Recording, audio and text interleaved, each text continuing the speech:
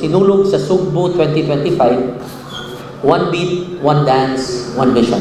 Well, Gianunsyo na ni Cebu City Mayor Raymond Alvin Garcia karong Lunes, Oktubre 21, ang iyang pagbalik sa orihinal nga tema sa Sinulog Festival nga maoy gamiton sa umaabot nga tuig. That simple, dili na sinulog to the world, sinulog Philippines, sinulog na. Simple na lagi kayo. So, baya ka nga. Gusto ba akong original tanan? Diba? So, may binang original tanan.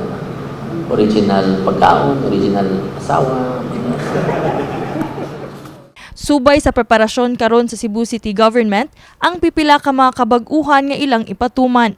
Lakip niini ang pagkanselar sa registration fee sa mga puppeteers, higantes ug ingon man float sa mga government agencies. Well, that is a form of art and we want to promote art and we want to promote artists.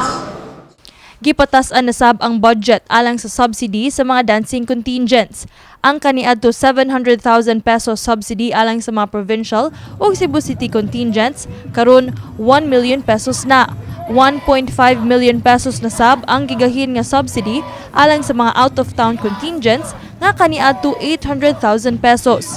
Matud pa niya nga sa pagkakaron, ana-anay 17 ka mga contingents lakip na mga out-of-town ang mikumpirmar nga mo perform sa Sinulog 2025.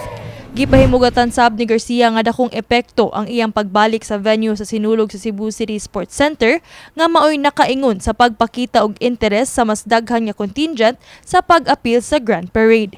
Iba ka nga no daghan mo encourage number one ren? Because kibalik na to ang venue. Sabi niya, that's the number one nga ni as of now good, 17 na good ni confirm. And these are out of town.